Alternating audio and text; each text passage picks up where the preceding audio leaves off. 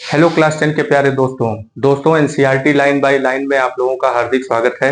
हम लोग एनसीईआरटी को लाइन बाय लाइन कंप्लीट करने की कोशिश कर रहे हैं।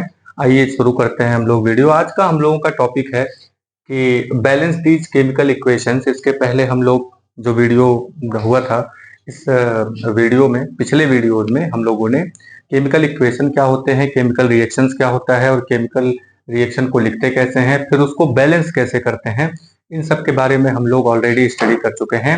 तो दोस्तों आइए हम लोग कुछ एग्जाम्पल से स्टार्ट करते हैं कि केमिकल इक्वेशन को बैलेंस कैसे किया जाता है और कुछ एग्जाम्पल्स यहाँ पे देखते हैं। तो जैसा कि आप देख रहे हैं यहाँ पे हाइड्रोजन है, क्लोरीन है और HCl है, यानी कि हाइड्रोक्लोरिक एसिड है। ठीक है, तो केमिकल इक्वेशन जो होता है उसको बैलेंस करने के लिए एक रूल अप्लाई होता है, और वो रूल क्या था? Conservation of mass. ठीक कहा आपने, कंजर्वेशन ऑफ मास। ठीक है, क्योंकि हम मास को ना तो क्रिएट कर सकते हैं, यानी द्रव्यमान को ना तो हम क्रिएट कर सकते हैं और ना ही हम उसे डिस्ट्रॉय कर सकते हैं। ठीक है, तो इसी कॉन्सेप्ट को ध्यान में रखते हुए आइए केमिकल इक्वेशंस को बैलेंस करते हैं। यहाँ पे हमने देखा कि 2 हाइड्रोजन है और 2 क्लोरीन है और HCl बना हुआ है। ठीक है, तो जितने एलिमेंट यानी रिएक्टेंट में जितने एलिमेंट होते हैं उतने ही एलिमेंट यानी कि तत्व यहाँ पे भी होने चाहिए। तो यहाँ पे 2 हाइड्रोजन है, एक एक को बैलेंस करने की कोशिश करते हैं। 2 हाइड्रोजन है और वो मैजिकल बॉक्स आप जरूर याद रखिए। ठीक है, जैसे ही किसी केमिकल इक्वेशन को बैलेंस करने की बारी आती है तो आप यहाँ पे एक मैजिकल बॉक्स इस तरीके से बना लेंगे, यानी कि बॉक्स के अंदर जो भी चीजें हैं उसको हमें बिल्कुल चेंज नहीं करना है, उसको हमें हाथ नहीं लगाना है। ठीक है, जो भी करना है उसके आगे हम चीजों को बढ़ा सकते हैं, नंबर्स को बढ़ा सकते हैं। जैसा कि यहाँ पे देखा हमने कि यहाँ पे हाइड्रोजन 2 है तो यहाँ पे हाइड्रोजन एक ही है, तो यहाँ पे 2 हाइड्रोजन नहीं कर देंगे, ये गलत हो जाएगा। 2 हाइड्रोजन हम यहाँ पे लगा देते हैं। तो अब देखिए यहाँ पे HCl और HCl, 2 का मतलब क्या हुआ कि HCl यहाँ पे 2 बार हो गया, यानी कि हाइड्रोक्लोरिक एसिड जो है उसका फार्मूला 2 बार हो गया। तो हाइड्रोक्लोरिक एसिड का फार्मूला जब 2 बार हो जाएगा तो उसमें 2 बार हाइड्रोजन आ जाएगा और 2 बार क्लोरीन आ जाएगा। तो यहाँ पे अगर हम देखें तो क्लोरीन भी 2 बार हो गया है। ठीक है, और यहाँ भी क्लोरीन 2 बार है, यानी कि ये अब बैलेंस हो गया है। ठीक है, आई होप कि आपको ये चीज समझ में आया होगा। चलिए दूसरे इक्वेशन पर आते हैं। दूसरे इक्वेशन को जरा ध्यान से देखिए। यहाँ पे दिया है कि BaCl2 यानी कि बेरियम क्लोराइड दिया है, उसके बाद एल्यूमिनियम सल्फेट दिया है, बेरियम सल्फेट बना और एल्यूमिनियम क्लोराइड बना। ठीक है, तो यहाँ पे बेरियम क्लोराइड है, एल्यूमिनियम सल्फेट है, बेरियम सल्फेट और फिर यहाँ पे एल्यूमिनियम क्लोराइड, ये एक इक्वेशन आपको दे दिया गया है। अब इसे हमें बैलेंस करना है। ठीक है, तो सबसे पहले हम देखते हैं यहाँ पे कि क्या क्या चीजें बैलेंस हैं और क्या क्या चीजें बैलेंस नहीं है। एक एक चीज को काउंट करना शुरू करते हैं। ठीक है, तो सबसे पहले हम देखते हैं कि जहां पे एलिमेंट ज्यादा है हम वहीं से बैलेंस करना शुरू करेंगे। तो सबसे ज्यादा एलिमेंट हमें इस चीज में दिख रहा है, तो यहाँ पे देखेंगे और यहाँ पे अगर हम ध्यान से देखें तो ये जो SO4 आपको दिखाई दे रहा है SO4 यहाँ पे 3 बार है। SO4 पूरा का पूरा ब्रैकेट में लगा करके 3 बार लिखा हुआ है, यानी 3 टाइम्स ये है। ठीक है, और यहाँ पे SO4 कितनी बार है? यहाँ पे SO4 4 बार है। ठीक है, सॉरी, यहाँ पे SO4 जो है वो 1 बार है, यानी ये पूरा का पूरा अगर देखा जाए तो वहां पे SO4 ये जो है ये 1 ही बार है यहाँ पे। ठीक है, तो 1 बार है तो इसको भी हमें 3 बार करना होगा। तो 3 क्या करेंगे, यहाँ देखिए सबसे पहले तो ये मैजिकल बॉक्स आप बना लेंगे और इस बॉक्स के अंदर कुछ भी चेंज नहीं करना है, बिल्कुल भी चेंज नहीं करना है। ठीक है, तो हमें चेंज कहाँ पे करना होता है? हमें चेंज करना है इस बॉक्स के बाहर। ठीक है, तो ये बॉक्स हमने बना लिया। यहाँ पे हमने देखा कि SO4 यहाँ पे 1 बार है, यहाँ पे SO4 3 बार है, तो यहाँ पे हम SO4 को 3 गुना करने के लिए यहाँ पे 3 बढ़ा देते हैं। ठीक है, तो 3 यहाँ पे हमने इंक्लूड कर दिया। ठीक है, फिर हमने क्या देखा कि यहाँ पे इस फार्मूला में यहाँ पे बेरियम जो है 3 बार हो गया है। बेरियम यहाँ पे 3 बार हो गया तो बात यहाँ पे गड़बड़ हो जाती है, यहाँ पे बेरियम 1 ही बार है, तो यहाँ पे भी बॉक्स के अंदर कुछ नहीं, बॉक्स के बाहर यहाँ पे 3 हम बढ़ा देंगे। ठीक है, तो यहाँ पे 3 यहाँ पे बढ़ा देते हैं तो बेरियम क्लोराइड हो जाता है। ठीक है, तो बेरियम क्लोराइड हो गया। तो इसके बाद फिर यहाँ पे हम देखते हैं कि बेरियम क्लोराइड में बेरियम यहाँ पे 3 हो गया। अब इसके बाद क्लोरीन को बैलेंस करने की कोशिश करते हैं, एल्यूमिनियम को बैलेंस करने की कोशिश करते हैं। सबसे पहले यहाँ पे क्लोरीन है, क्लोरीन क्लोरीन यहाँ पे 2 बार है, क्लोरीन 2 है और यहाँ पे ये पूरा का पूरा जो यहाँ पे फार्मूला है ये 3 बार है, यानी कि ये पूरा का पूरा 3 बार हो गया, यानी कि ये जो 2 है ये 2 3 जा हो गया, 2 3 जा 6, यानी क्लोरीन यहाँ पे 6 बार हो गया। तो क्लोरीन यहाँ पे 6 बार हो गया। यहाँ पे क्लोरीन को देखेंगे तो क्लोरीन यहाँ पे 6 बार पहले से ही लिखा हुआ है।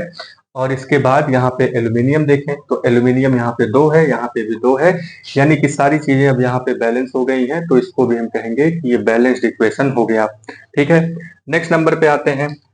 यहाँ पे एक इक्वेशन दिया है तीसरे नंबर पे जो है सोडियम। तो सोडियम को इस तरीके से बॉक्स में कर लेंगे, H2O को बॉक्स में कर लेंगे, NaOH को बॉक्स में कर लिया जाएगा और हाइड्रोजन को बॉक्स में कर लिया जाएगा। ठीक है, तो बॉक्स के अंदर हम बिल्कुल भी चेंज नहीं करेंगे, बॉक्स के बाहर ही जो चेंज होगा उसको हम चेंज करेंगे। तो सबसे पहले जहां पे सबसे ज्यादा एलिमेंट है उसको देखने की कोशिश करते हैं। तो जैसा कि हमने यहाँ पे देखा कि H2O में यहाँ पे 2 हाइड्रोजन है, यहाँ पे 2 हाइड्रोजन है। ठीक है, यहाँ पे एक ऑक्सीजन है, यहाँ पे एक ऑक्सीजन है, ये भी सही है।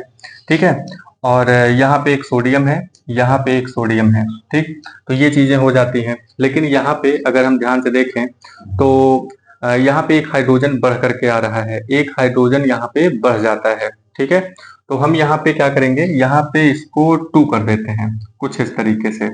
यहाँ पे जैसे ही हम यहाँ पे 2 लगाते हैं तो ऑक्सीजन जो है यहाँ पे 2 हो जाएगा, ऑक्सीजन यहाँ पे 2 हो गया, हाइड्रोजन यहाँ पे 2 हो गया, और 2 हाइड्रोजन इधर हो गया, 2 हाइड्रोजन उधर हो गया। यहाँ पे 2 लगाएंगे तो कुछ इस तरीके से 2 लगाएंगे जब, तो यहाँ पे देखिए 2 हाइड्रोजन, यानी कि ऑक्सीजन जो है यहाँ पे 2 ऑक्सीजन हो गया, यहाँ पे भी 2 ऑक्सीजन हो गया, ऑक्सीजन बैलेंस हो गया। सोडियम यहाँ पे 2 हो गया क्योंकि ये 2 गुना हुआ था, तो यहाँ पे 2 लगा देंगे, ये सोडियम बैलेंस हो गया। अब यहाँ पे हाइड्रोजन अगर देखें तो 2 हाइड्रोजन यहाँ है और इसका 2 गुना, तो 2 दूना 4 हाइड्रोजन यहाँ पे होना चाहिए, तो यहाँ पे हम 2 लगा देंगे, तो ये हो गया 2 दूना 4 हाइड्रोजन। ठीक है, तो एक बार फिर से देख लेते हैं कि सारी चीजें बैलेंस है कि नहीं। तो यहाँ पे सोडियम है जो कि 2 है, यहाँ पे भी सोडियम 2 है, यहाँ पे हाइड्रोजन 4 है और यहाँ पे भी हाइड्रोजन 4 हो गया। ठीक है, और यहाँ पे देखते हैं, यहाँ पे हाइड्रोजन के बारे में, इसमें यहाँ पे 2 हाइड्रोजन और बढ़ रहा है, तो यहाँ पे हम क्या करेंगे, यहाँ पे हम 3 लगा देते हैं, तो 3 2 जा 6 हो गया। अब देखिए यहाँ पे 4 हाइड्रोजन यहाँ पे, 2 हाइड्रोजन यहाँ पे, तो 6 हाइड्रोजन हो गया, 2 ऑक्सीजन यहाँ पे है, 2 ऑक्सीजन यहाँ पे है, तो कुल मिलाकर के ये केमिकल इक्वेशन बैलेंस हो गया। ठीक है, नेक्स्ट नंबर पे आते हैं। फोर्थ नंबर इक्वेशन अगर आप ध्यान से देखें तो फोर्थ नंबर इक्वेशन में यहाँ पे बेरियम क्लोराइड है। ठीक है, तो बेरियम क्लोराइड को भी इस तरीके से बॉक्स में कर लेंगे क्योंकि इसको बैलेंस करना है। ठीक है, बेरियम सल्फेट है, इसको भी बॉक्स में कर लेंगे, सोडियम क्लोराइड है, इसको बॉक्स में कर लेंगे। ठीक है, अब यहाँ पे सारे एलिमेंट को हम देखेंगे क्योंकि कंजर्वेशन ऑफ मास ये कहता है कि हम यहाँ पे एलिमेंट्स जो हैं, यानी कि जो मैटर है उसके अमाउंट को चेंज नहीं कर सकते, जितना मैटर रिएक्टेंट में होगा उतना ही मैटर वहां पे प्रोडक्ट में होगा। तो यहाँ पे बेरियम एक है, बेरियम एक है।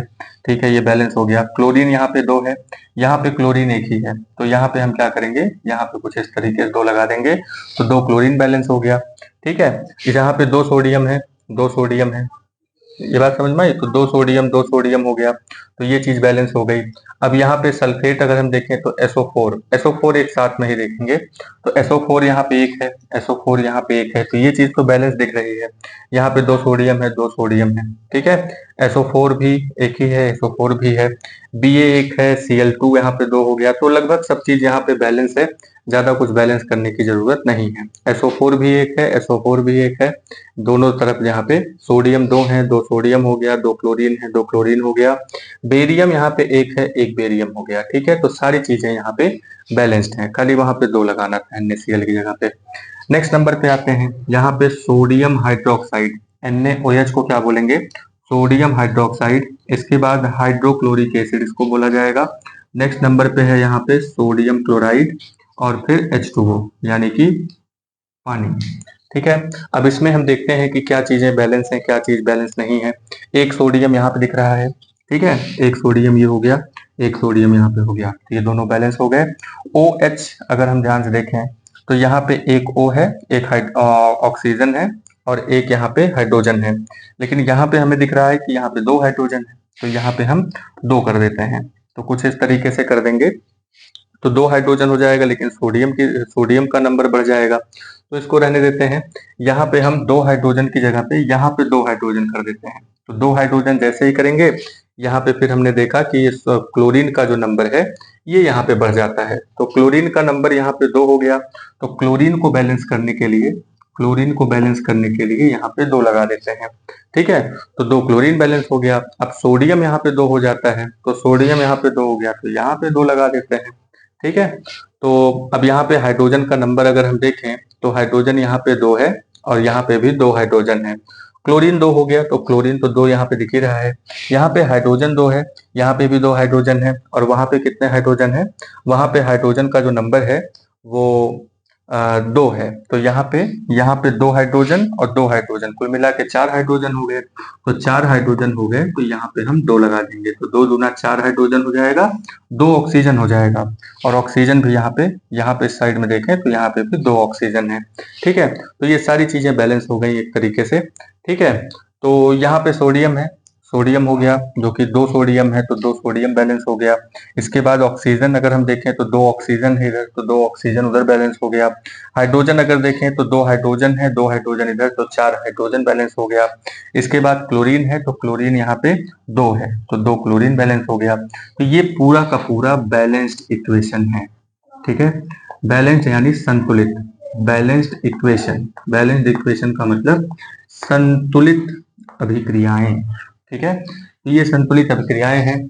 तो संतुलित अभिक्रिया किस आधार पे काम करती है? संतुलित अभिक्रिया काम करती है मास कंजर्वेशन के आधार पे। तो मास कंजर्वेशन का मतलब होता है कि द्रव्यमान संरक्षण का नियम। तो द्रव्यमान संरक्षण का नियम ये कहता है कि द्रव्यमान को ना तो क्रिएट किया जा सकता है और ना ही डिस्ट्रॉय किया जा सकता है, चाहे उसका आप केमिकल रिएक्शन करवाइए, चाहे उसको जलाइए, चाहे जो करिए।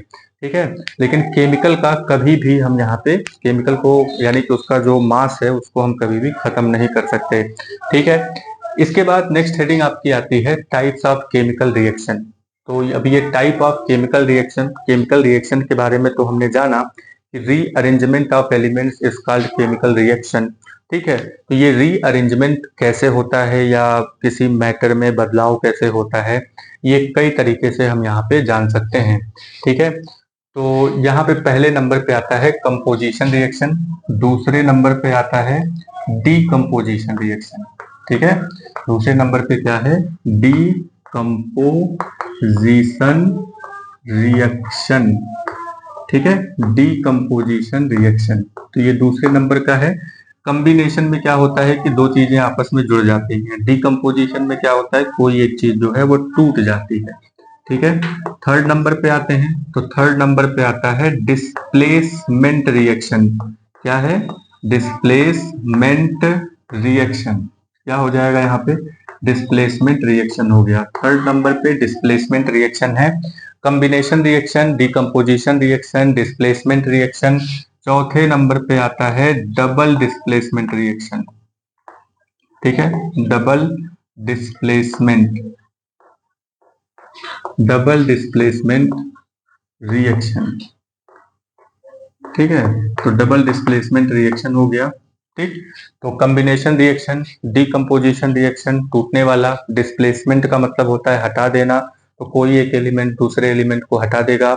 डबल डिस्प्लेसमेंट में क्या होगा कि 2 एलिमेंट होंगे, दोनों एक दूसरे के जगह को चेंज कर देंगे, तो इसको डबल डिस्प्लेसमेंट बोलते हैं। नेक्स्ट नंबर पे आते हैं। नेक्स्ट नंबर पे कुछ और टाइप के रिएक्शन है, इन्हीं में से एक एग्जाम्पल निकल के आता है। एक होता है ऑक्सीडेशन। ठीक है, क्या रिएक्शन है? ऑक्सीडेशन। ठीक है, फिफ्थ नंबर पे क्या बनाएंगे रिएक्शन? रिडक्शन। ठीक है, रिडक्शन। देखिए, ये जितने भी रिएक्शन हैं ये तभी होते हैं जब एक का ऑक्सीडेशन हो रहा होता है या फिर एक का रिडक्शन हो रहा होता है या दोनों हो रहे होते हैं। ठीक है, यानी कि ऑक्सीडेशन नहीं होगा तो रिडक्शन नहीं होगा, रिडक्शन नहीं होगा तो ऑक्सीडेशन नहीं होगा।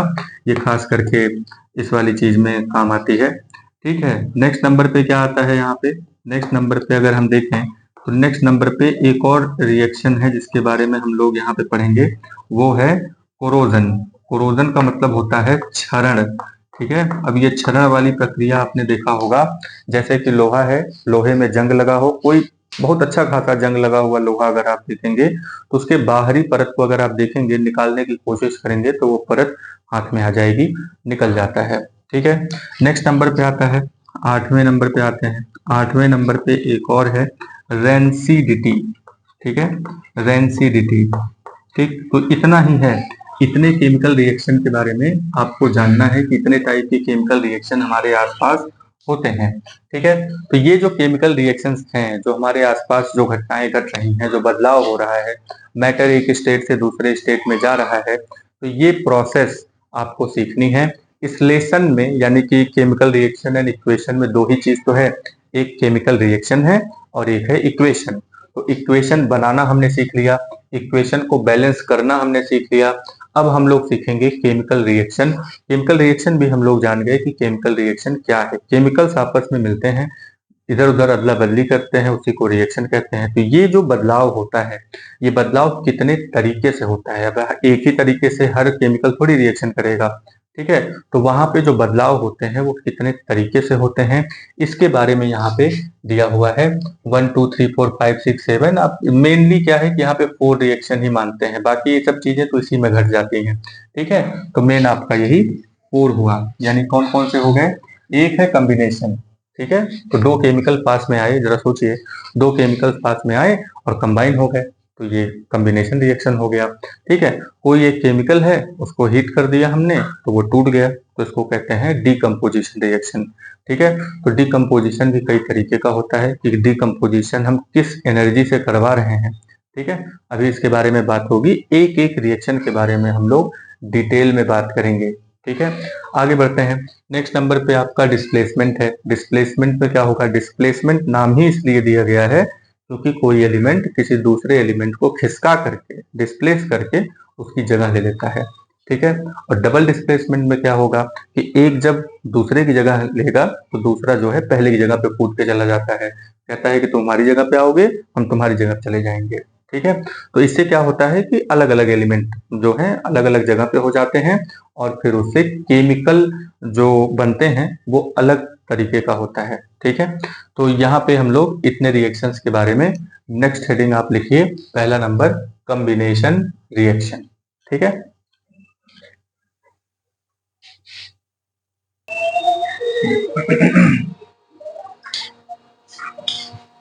आइए दोस्तों आगे बढ़ते हैं हम लोग। तो यहाँ पे आपने देखा कि पहले नंबर पे कॉम्बिनेशन रिएक्शन। ठीक है, तो कॉम्बिनेशन रिएक्शन में क्या होता है कि यहाँ पे दो चीजें हैं, इसका एक बेस फार्मूला आप याद कर लीजिए। बेस फार्मूला में जैसे कि यहाँ पे कोई चीज ए है और यहाँ पे कोई चीज बी है, ए और बी आपस में मिल करके यहाँ पे कोई एक प्रोडक्ट सी बनाते हैं। ठीक है, ए और बी यहाँ पे मिल करके कोई प्रोडक्ट सी बनाते हैं, यानी कि दो चीजें यहाँ पे होंगी, ये दोनों चीजें आपस में मिल करके यहाँ पे सी यानी कि कोई एक प्रोडक्ट यहाँ पे बनाती हैं। ठीक है, तो कोई एक प्रोडक्ट यहाँ पे बनता है। चलिए आगे देखते हैं। यहाँ पे एक एग्जाम्पल के तौर पे यहाँ पे मान लीजिए कि आपने लिया CaO। ठीक है, ये कैल्शियम ऑक्साइड होता है, कैल्शियम ऑक्साइड को आपने डाल दिया वाटर में। ठीक है, H2O। ठीक, तो इससे क्या निकल करके आता है, क्या यहाँ पे बनेगा, कैल्शियम हाइड्रोक्साइड। क्या बनता है, कैल्शियम हाइड्रोक्साइड, और प्लस यहाँ पे हीट एनर्जी जनरेट होती है। ठीक है, यहाँ पे हीट एनर्जी जनरेट होती है। ठीक है, एक मिनट, चलिए आगे बढ़ते हैं। यहाँ पे तो यहाँ पे कैल्शियम ऑक्साइड जो लिखा हुआ है, इसको, इसका जो नाम है वो है क्विक लाइम। क्या बोलते हैं इसको, क्विक लाइम। क्विक लाइम जो होता है ये चूना होता है। ठीक है, इसको ये मतलब कि वैसे ही चूना होता है, इसमें जब पानी मिलाते हैं तो ये बुझा हुआ चूना बन जाता है। ठीक है, तो इसको हम क्या बोलेंगे, कैल्शियम ऑक्साइड को, कैल्शियम ऑक्साइड को यहाँ पे बोलते हैं स्लेक्ड लाइम। ठीक है, इसको बोलेंगे स्लेक्ड लाइम। तो क्विक लाइम जो है वाटर से रिएक्ट किया और यहाँ पे बना लिया स्लेक्ड लाइम। अब ये स्लेक्ड लाइम जो होता है, ये देखिए सिंगल प्रोडक्ट है यहाँ पे। ठीक है, यानी कि कैल्शियम ऑक्साइड और वाटर, ये दो चीजें आपस में मिलती हैं तो कोई एक चीज यहाँ पे बनाती है। जैसा कि यहाँ पे आपने देखा कि A प्लस B यहाँ पे बनाया C। इसका मतलब ये हुआ कि यहाँ पे दो रिएक्टेंट होंगे, यानी कि दो यहाँ पे कंपाउंड होंगे, ये दोनों कंपाउंड एक दूसरे से रिएक्ट करते हैं और कोई एक सिंगल प्रोडक्ट बनाते हैं। ठीक है, इस रिएक्शन को थोड़ा वर्ड्स में हम लोग लिख लेते हैं। तो क्या राइट करेंगे यहाँ पे हम राइट करेंगे कि व्हेन कैल्शियम ऑक्साइड, क्या नाम है इसका, कैल्शियम ऑक्साइड, क्विक लाइम इसको बोलते हैं। व्हेन कैल्शियम ऑक्साइड रिएक्ट कर रहा है किससे, वाटर से, react with water, react with water vigorously. ठीक है, विगरसली, विगरसली का मतलब होता है बहुत तेज। ठीक है, तो बहुत तेज, बहुत तेजी के साथ ये यहाँ पे आपस में रिएक्शन करता है, vigorously, and form calcium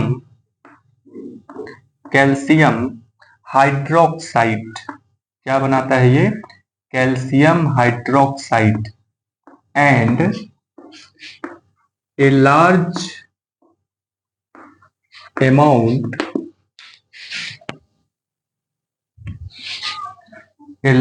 amount of heat। ठीक है, तो यहां पे आपने देखा कि यहाँ पे कैल्शियम हाइड्रोक्साइड, कैल्शियम ऑक्साइड यानी कि क्विक लाइम जो है वो वाटर के साथ रिएक्शन करके स्लेक्ट लाइम बनाता है, यानी कैल्शियम हाइड्रोक्साइड बना रहा है, जो कि दो कंपाउंड आपस में मिलके एक ही कंपाउंड बना रहे हैं। ठीक है, तो इस रिएक्शन में हमने ये चीज बनते हुए देखा। ठीक है, अब आप बाजार में जा करके, ठीक है, मार्केट में इस तरीके से जा करके एक कैल्शियम ऑक्साइड का आप बोलेंगे कि वहां पे चूना हमें चाहिए, तो वो चूना जो है आपको मिल जाएगा, पाउडर की तरह होगा। उस पाउडर को घर पे लाइए, बाल्टी में जो है उसको डाल दीजिए, डाल के उसमें पानी डाल दीजिए। मान लीजिए इस तरीके से आपने यहाँ पे कैल्शियम ऑक्साइड को डाल दिया। ठीक है, कैल्शियम ऑक्साइड को जब इसमें डालेंगे तो कुछ समय के बाद कैल्शियम ऑक्साइड और वाटर जो है आपस में रिएक्शन करने लगते हैं और बहुत ज्यादा अमाउंट में यहाँ पे हीट जनरेट होने लगती है। ये पूरा का पूरा यहाँ पे गर्म हो जाएगा। तो ये रिएक्शन आप अपने घर पे प्रैक्टिकल करके देख सकते हैं। ठीक है, तो आप इसको प्रैक्टिकल करिए, आज जरूर कर लीजिए इसको। क्विक लाइम आप लीजिए, यानी कि कैल्शियम ऑक्साइड, उसको पानी में डाल दीजिए। ठीक है, तो यहाँ पे ये बहुत ज्यादा हीट हो जाएगा। हीट जब ये होगा, जब पूरी तरीके से हीट होकर के जब वो पूरा थोड़ा ठंडा होने लगेगा, तब समझ जाइए कि वहां पे क्या बन गया है, कैल्शियम हाइड्रोक्साइड। ठीक है, अब ये कैल्शियम हाइड्रोक्साइड जो बना है, ठीक है, तो इस रिएक्शन को यानी कॉम्बिनेशन रिएक्शन का डेफिनेशन क्या है, चलिए इसको डेफिनेशन लिख लेते हैं यहाँ पे। तो डेफिनेशन क्या निकल करके आता है, डेफिनेशन निकल करके आता है when two compound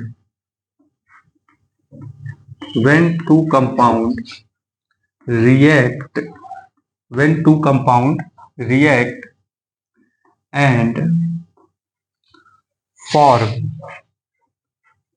a single compound,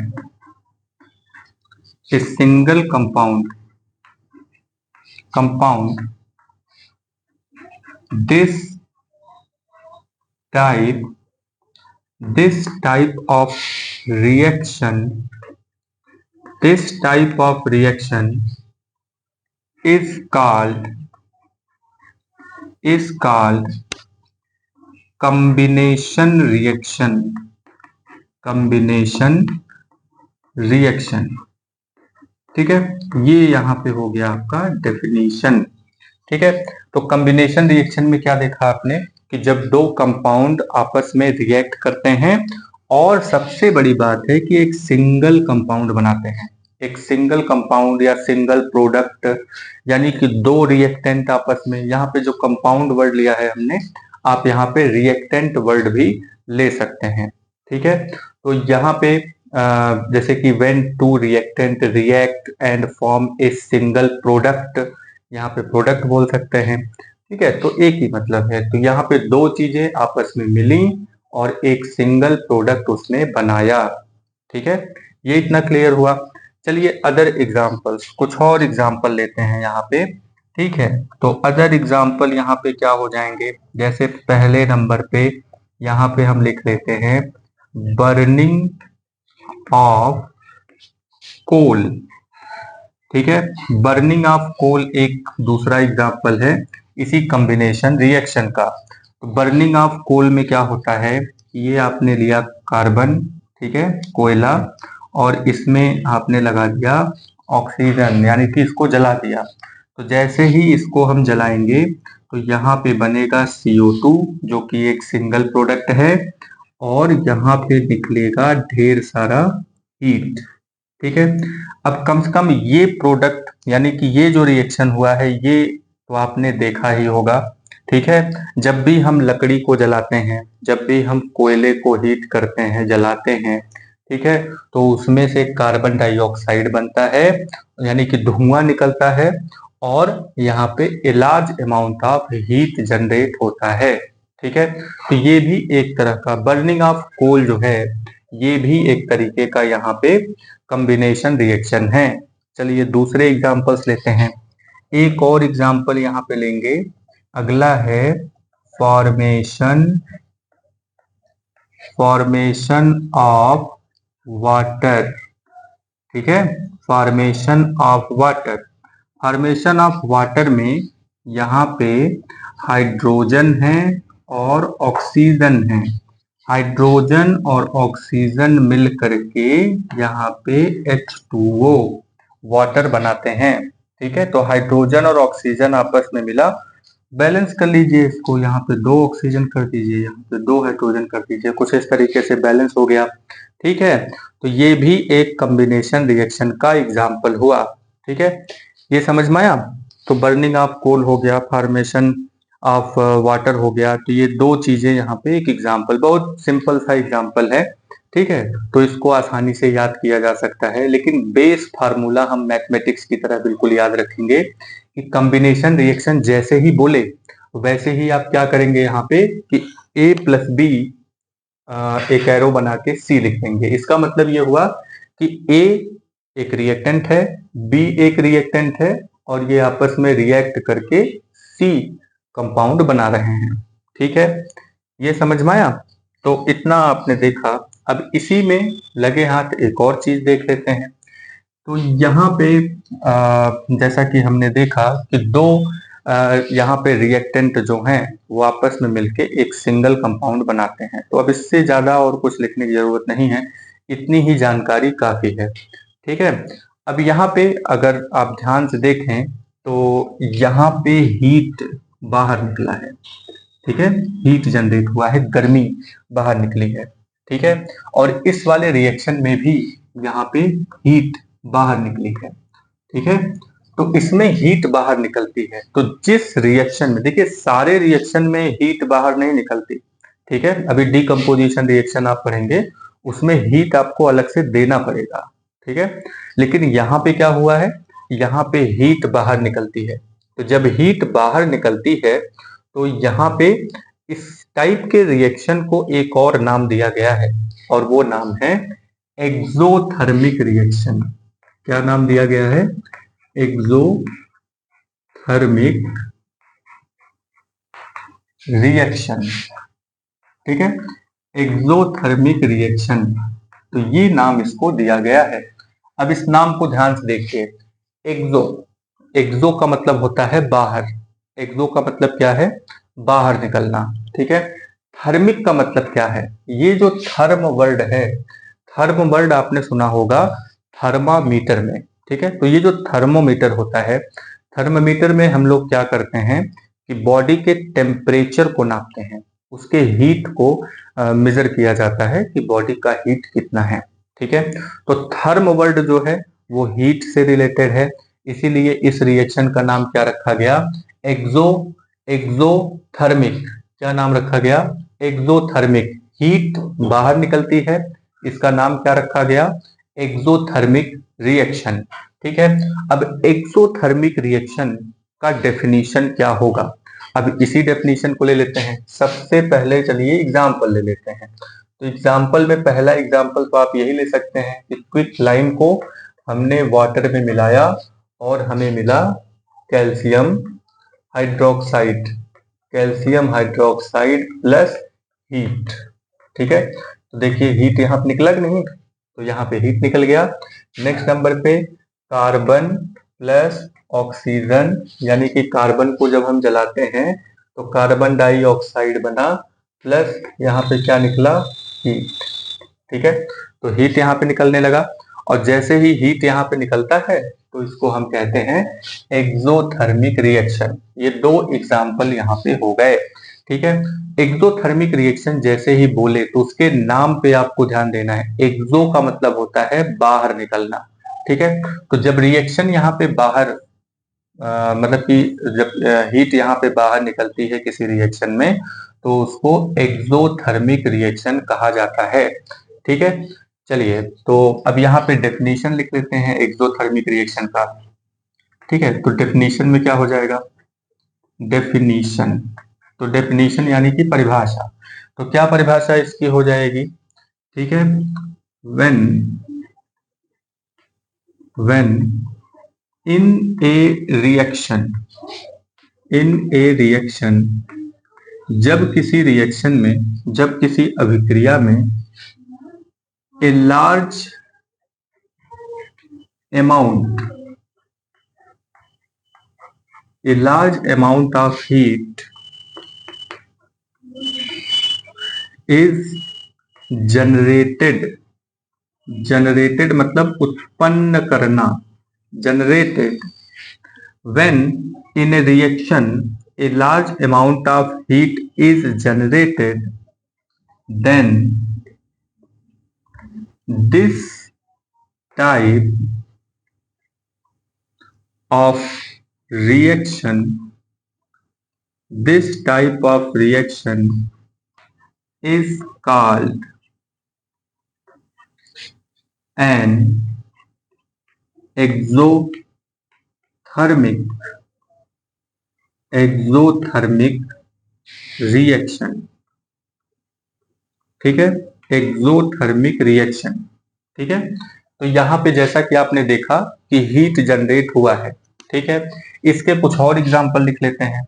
और एग्जाम्पल में क्या लिखेंगे, जैसे एक एग्जाम्पल हो गया रेस्पिरेशन। ठीक है, हम लोग जो रेस्पिरेशन करते हैं, यानी कि जब सांस हम लोग लेते हैं, ठीक है, सांस लेना जो है खाली सांस को फेफड़ों तक यानी लंग्स तक पहुंचना, इसको ब्रीथिंग कहते हैं।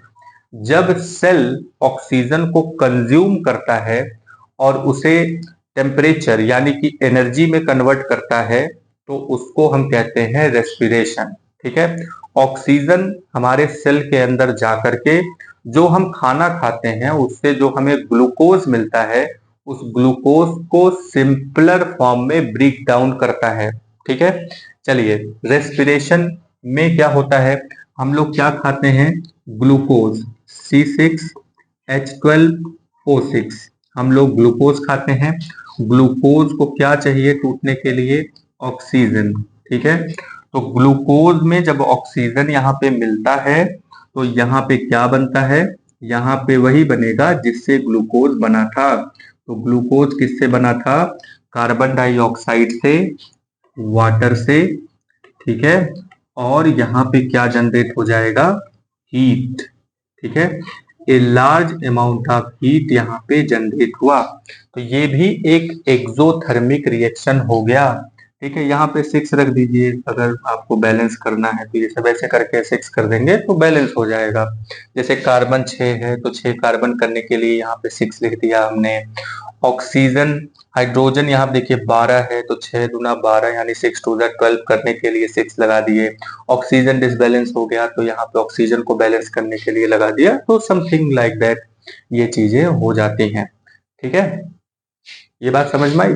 तो कुछ इस तरीके से यहाँ पे ये चीजें हो गई। तो आगे बढ़ते हैं। अब यहाँ पे हम लोग देखते हैं नेक्स्ट नंबर पे एक और एग्जाम्पल आता है। एक और एग्जाम्पल में यहाँ पे हम लोग देखेंगे कि क्या चीजें हो जाएंगी यहाँ पे। एक और, decomposition of vegetable, decomposition decomposition of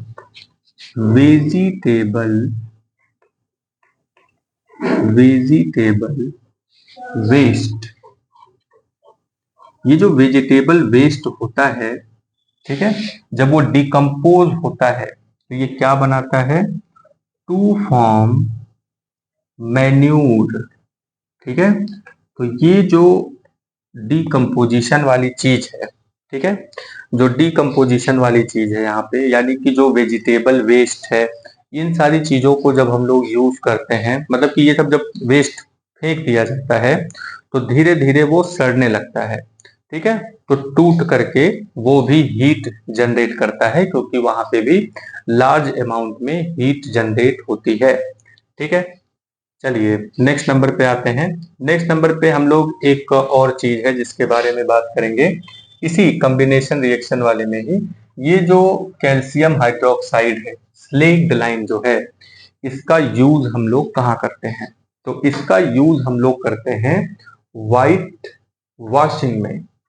कहाँ पे करेंगे, वाइट वॉशिंग, यानी कि घर की सफेदी करने के लिए घर में जो चूना किया जाता है वो क्विक लाइम नहीं होता, वो पानी में मिला करके उसको हम स्लेक्ड लाइम बनाते हैं, और इसी स्लेक्ड लाइम को दीवालों पे पोता जाता है।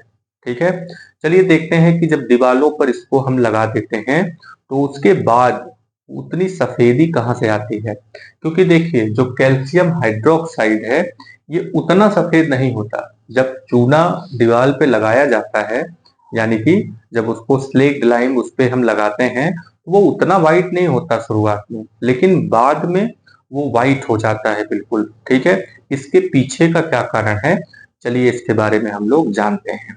ठीक है, चलिए नेक्स्ट।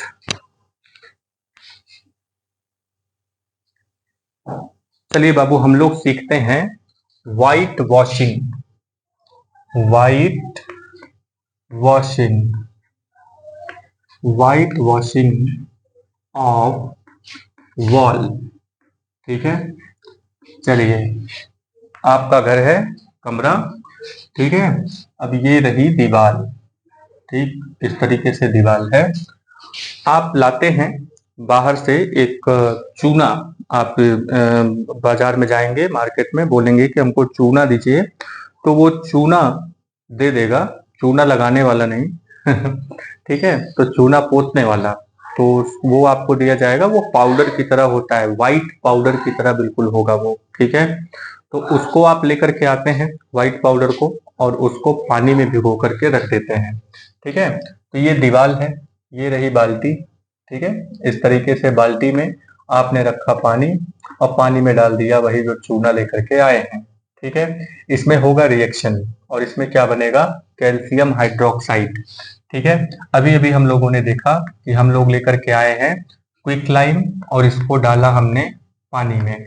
ठीक है, यहाँ पे पानी में इसको डालेंगे, और उसके बाद क्या बन जाएगा इसमें, कैल्शियम हाइड्रोक्साइड। तो ये बन गया कैल्शियम हाइड्रोक्साइड।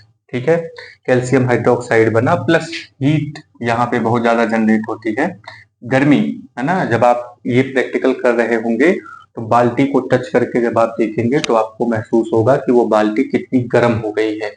ठीक है, कैल्शियम हाइड्रोक्साइड यहाँ पे बन गया। अब ये जो कैल्शियम हाइड्रोक्साइड है, यानी जो स्लेट लाइम है, इसको हम लेते हैं CaOH2।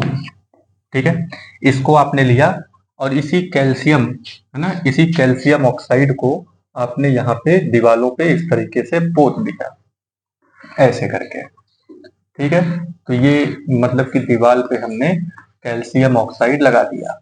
ठीक है, तो शुरू शुरू में क्या होगा कि शुरू शुरू में ये जो है अब इस तरीके से लगा हुआ है। ठीक, तो इसमें होगा क्या कि इसमें जो हाइड्रोक्साइड है, ठीक है, वो धीरे धीरे करके इवेपोरेट होगा, यानी जो वाटर है, वाटर के फॉर्म में ये इवेपोरेट होगा, और इन्वायरमेंट में, यानी कि हमारे आसपास जो एयर है, एयर में होता है कार्बन डाइऑक्साइड। क्या होता है बाबू, कार्बन डाइऑक्साइड, ठीक है। तो कार्बन डाइऑक्साइड जब स्लेक्ड लाइम, यानी कि फिर से लिख लेते हैं, इसका नाम तो लिख ही लेते हैं, इसको क्या बोलेंगे, स्लेक्ड लाइम।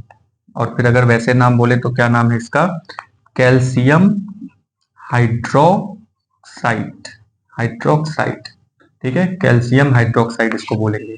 इसको क्विक लाइम बोलते हैं या फिर कैल्शियम ऑक्साइड आप सीधे सीधे बोल सकते हैं। यहाँ पे कैल्शियम हाइड्रोक्साइड आपने लिया और इसमें कार्बन डाइऑक्साइड धीरे धीरे करके इसमें मिलने लगा, ठीक है। तो होगा क्या, क्या रिएक्शन यहाँ पे बना, तो यहाँ पे कैल्शियम कार्बोनेट बन जाता है। क्या बनेगा, कैल्शियम कार्बोनेट। देखिए कार्बोनेट और कार्बन डाइऑक्साइड का बड़ा ही गहरा रिलेशन है। जहां कहीं भी कार्बोनेट टूटेगा वहां पे कार्बन डाइऑक्साइड बनेगा, और जहां कहीं भी कार्बन डाइऑक्साइड जुड़ेगा वहां पे कार्बोनेट बनेगा। ये रिएक्शन आप बिल्कुल ध्यान में रखिए, ठीक है। कार्बोनेट वाली जो चीजें हैं ना, ये बड़ा ही सिंपल सा रिएक्शन है इसका, कि कार्बोनेट अगर टूट रहा है, जैसे CO3 अगर टूट रहा है तो वो CO2 गैस निकाल देगा, और यहाँ पे जो कार्बोनेट है, जो कार्बन डाइऑक्साइड है, वो जब किसी चीज से मिलता है तो वो कार्बोनेट यहाँ पे बनाता है। तो ये जो बना है इसका नाम क्या रखेंगे, इसका नाम है कैल्शियम, कैल्शियम, और ये है कार्बोनेट, ठीक है। ये सब जो आयंस हैं इसके बारे में हम लोग पिछले वीडियो में पढ़ चुके हैं, ठीक है। और यहाँ पे क्या बनेगा, यहाँ पे बनेगा H2O, ठीक है। कैल्शियम कार्बोनेट यहाँ पे सॉलिड होता है, H2O यहाँ पे गैस है। तो यहाँ पे जो सरफेस आप देख रहे हैं, जो अभी लेस मतलब कि यहाँ पे थोड़ा डल था, अब वो बिल्कुल वाइट होने लगता है, ठीक है। बिल्कुल वाइट होने लगेगा, कुछ इस तरीके से एकदम सफेदी आ जाती है, और ये सफेदी आती है कैल्शियम कार्बोनेट के बनने से, ठीक है। तो कैल्शियम कार्बोनेट जो है उसके बनने से यहाँ पे बिल्कुल सफेदी आ जाती है, बिल्कुल ये वाइट हो जाता है, ठीक है, कैल्शियम कार्बोनेट के बनने से। ये समझ में आया। तो कैल्शियम कार्बोनेट यहाँ पे बना है और ये वाटर गैस के रूप में उड़ जाता है। तो कैल्शियम कार्बोनेट का जो टेक्सचर होता है वो होता है वाइट शाइनी सरफेस, ठीक है। ये क्या बनाता है, वाइट शाइनी सरफेस यहाँ पे बनाता है, ठीक है। तो आपसे ये रिएक्शन कई बार पूछा जाता है, ठीक है। तो इसको बहुत अच्छे से याद करिए कि कैल्शियम ऑक्साइड लेकर के आए, पानी में डाला, कैल्शियम हाइड्रोक्साइड बना, वो भी सफेद रंग का ही होता है, लेकिन उतना सफेद नहीं होता जितना व्हाइट वॉशिंग करने के बाद, यानी कि दीवार पे पेंट करने के बाद जब उसका वाटर हटता है, यानी कि वाटर इवेपोरेट होता है और कैल्शियम कार्बोनेट की पपड़ी जब वहां पे जमती है, तब जितना व्हाइट होता है उतना व्हाइट उसके पहले वो नहीं होता, ठीक है। अच्छा, एक चीज और भी है यहाँ पे, एक चीज यहाँ पे और भी बहुत जरूरी है, जो आपके प्रैक्टिकल में हमेशा पूछी जाती है। तो क्या पूछा जाता है आपसे, टेस्ट ऑफ CO2 गैस, ठीक है, टेस्ट ऑफ CO2 गैस। ये हमेशा वाइवा वगैरह में भी पूछा जाता है, चाहे बोर्ड का वाइवा हो या फिर इंटर का वाइवा हो। तो ये बड़ा ही कॉमन सा क्वेश्चन है कि कैल्शियम मतलब कि ये जो कार्बन डाइऑक्साइड गैस है इसकी पहचान आप कैसे करेंगे। हाइड्रोजन गैस की पहचान हम लोग पहले कर चुके हैं पॉपअप टेस्ट से। यहाँ पे कार्बन डाइऑक्साइड गैस की पहचान आप कैसे करेंगे, बहुत सिंपल सी चीज है कि हम कैल्शियम मतलब कि ये जो कार्बन डाइऑक्साइड है इसको कैल्शियम हाइड्रोक्साइड में डाल देंगे, यानी स्लेक्ड लाइम में डालेंगे। जैसे ही स्लेक्ड लाइम में इसको हम डालेंगे वैसे ही ये कैल्शियम कार्बोनेट बनाने लगेगा, और वो जो कैल्शियम हाइड्रोक्साइड का कलर है वो बिल्कुल व्हाइट हो जाएगा, दूधिया हो जाएगा बिल्कुल उसी समय, ठीक है। ये बात समझ में आई। तो यहाँ पे यही टेस्ट है इसका, test of carbon dioxide gas. तो कार्बन डाइऑक्साइड गैस का टेस्ट कैसे करेंगे, CO2 लिया हमने, किसमें डाल दिया, कैल्शियम हाइड्रोक्साइड में। कैल्शियम हाइड्रोक्साइड में जैसे ही डालेंगे बिल्कुल white milk milk like liquid milk like liquid आपको यहाँ पे मिलता है ना। और वो क्या होता है, ये होता है मिल्क लाइक लिक्विड, वही कैल्शियम कार्बोनेट CaCO3। ठीक है, तो जैसे ही कैल्शियम, अच्छा दूसरे गैसेस जैसे हाइड्रोजन है, ऑक्सीजन है, या दूसरे गैसेस जो हैं, उनको अगर आप स्लेक्ड लाइम में डालेंगे तो उसका जो कलर है वो वाइट नहीं होगा। ये सिर्फ कार्बन डाइऑक्साइड के साथ ही होता है। तो इसीलिए कार्बन डाइऑक्साइड गैस कहीं पे है, इसका पता लगाने के लिए हम स्लेक्ड लाइम में उस गैस को गुजारते हैं। ठीक है, जैसे मान लीजिए कि आप साइंटिस्ट हैं और आप किसी जगह पे जाते हैं और वहां पे एक गैस जनरेट हो रही है।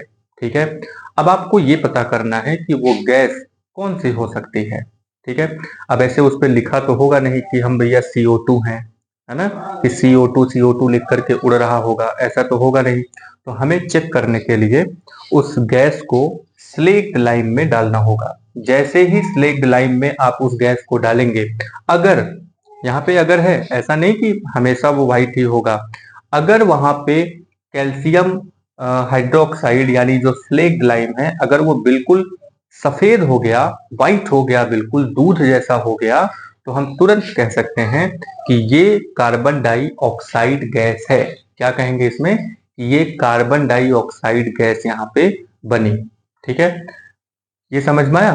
तो ये कॉम्बिनेशन रिएक्शन यहाँ पे खत्म होता है। कॉम्बिनेशन रिएक्शन जैसे ही आपसे बोले तुरंत आप यही A+B C वाला फार्मूला याद रखिए।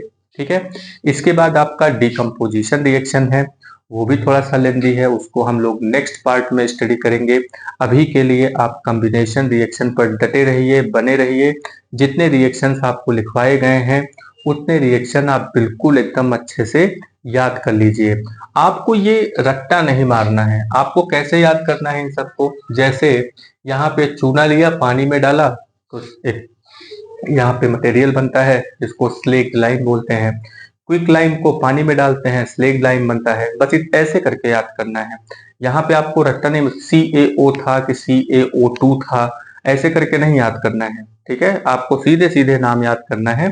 ऑफ कोर्स आप फार्मूला तो याद कर ही लेंगे। तो फार्मूला अगर आपको याद है, केमिकल इक्वेशन को बैलेंस करना आप सीख चुके हैं, तो आपको बैलेंस करने की भी दिक्कत नहीं होनी चाहिए। ठीक है, तो यहाँ पे क्या हुआ, अब जैसे यहाँ पे बर्निंग ऑफ कोल है, तो बर्निंग ऑफ कोल में हम क्या याद करेंगे इसको, नहीं, आप सीधे सीधे यहाँ पे जो चीज है उसको रखिए, उसके बाद ऑक्सीजन लगाइए तो वो जलेगा, फिर उसके बाद रिएक्शंस होंगे, बहुत सारी गैसेस बनेंगी, ये सब तमाम तरीके की चीजें होती हैं। ठीक है, तो हम लोग नेक्स्ट हेडिंग हम लोग पढ़ेंगे नेक्स्ट पार्ट में डीकम्पोजिशन रिएक्शन। मेनली 4 टाइप के रिएक्शन हैं। ठीक है, टाइप ऑफ रिएक्शन में हमने देखा कि यहाँ पे कॉम्बिनेशन रिएक्शन है, डिस्प्लेसमेंट रिएक्शन है, डबल डिस्प्लेसमेंट रिएक्शन है, डीकम्पोजिशन रिएक्शन है। तो कॉम्बिनेशन रिएक्शन के बाद हम लोग डीकम्पोजिशन रिएक्शन पढ़ेंगे। ठीक है, तो तब तक के लिए आप जो भी चीजें आज बताई गई हैं उसको रिवाइज करते रहिए, पढ़ते रहिए। 2 बार 4 बार 10 बार उसको पढ़ते रहेंगे, धीरे धीरे चीजें समझ में आने लगेंगी। ठीक है, और बुक्स जो है वो जरूर रीड करिए। आप किताबों को पढ़ना बिल्कुल जो है जारी रखिए, है ना। तो from the first word to the last word आपको बुक को रीड करना है। ठीक है, तो बुक रीडिंग बहुत इंपॉर्टेंट है। बुक रीडिंग आप अलग से टाइम निकाल करके उसको करिए। स्कूल में क्या पढ़ाया जा रहा है, किसी कोचिंग में आप पढ़ रहे हैं तो क्या पढ़ाया जा रहा है। ठीक है, अभी आपको जो टॉपिक बताया गया वो चीजें ठीक हैं अपनी जगह पे, वो सिर्फ समझने के लिए थी। तो कॉन्सेप्ट समझना था, कॉन्सेप्ट हमने समझ लिया, लेकिन उस कॉन्सेप्ट को पूरी तरीके से डिटेल में समझने के लिए आपको बुक पढ़ना पड़ेगा। तो बुक रीडिंग बहुत कंपलसरी है, बाकी सारी चीजों से ज्यादा कंपलसरी बुक रीडिंग है। तो बुक रीडिंग कंटिन्यू रखिए। ठीक है, तो उसको जो है जो पढ़ाया जा रहा है उसके आगे भी आप पढ़ सकते हैं। पूरी किताब जो है आप पढ़ ले जाइए उसको, रीडिंग पे कोई रोक नहीं है। आप अपना टाइम निकालिए, बुक रीडिंग पूरा का पूरा कर डालिए। ठीक है, जितनी बुक्स आपको मिली हैं, केमिस्ट्री हो, बायोलॉजी हो, या कोई भी बुक है, ठीक है, सोशल स्टडी, इंग्लिश जो भी है, तो उसको रीडिंग जो है उसको जरूर लगाइए। ठीक है, और पूरा का पूरा पहले वर्ड लेके आखिरी पेज के आखिरी वर्ड तक कोई भी वर्ड छोड़ना नहीं है, सारी चीजें पढ़ ले जानी है। ठीक है, तो उम्मीद करते हैं कि ये वीडियो आपको पसंद आया होगा। तो आप वीडियो पे बने रहिए। मिलते हैं हम लोग नेक्स्ट वीडियो में। तब तक के लिए आप अपना ध्यान रखिए और वीडियो को लाइक करिए, सब्सक्राइब करिए, कमेंट करिए। जो आपको नहीं समझ में आया है आप उसको कमेंट करिए, आपको उसको दोबारा से बता दिया जाएगा नेक्स्ट वीडियो में। ठीक है, तो जो जितने क्वेश्चन आए होंगे उस क्वेश्चन से ही हम लोग नेक्स्ट वीडियो स्टार्ट करेंगे। ठीक है, तो आप कमेंट करते रहिए, सब्सक्राइब करिए, लाइक करिए और दूसरों से भी सब्सक्राइब करवाइए। तब तक के लिए जय हिंद।